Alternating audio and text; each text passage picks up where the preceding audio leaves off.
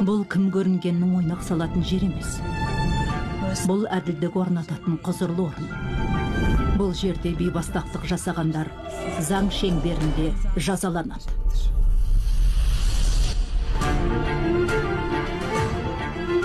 Барлық бақытты отбасылар бір-біріне ұқсайды.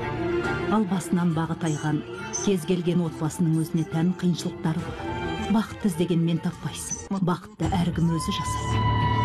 Ал тірнектеп жүріп қол жеткізген бақытыңнан бірақ сәтте айырылып қалуың ғажап емес.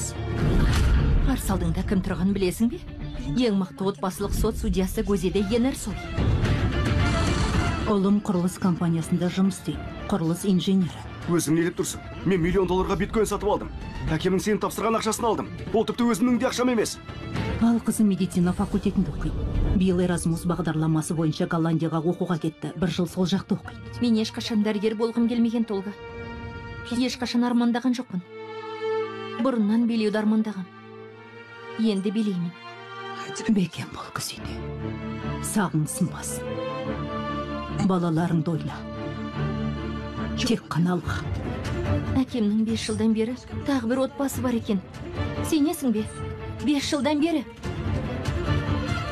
Жақында алданған арман телехикаясы Қазақстанда.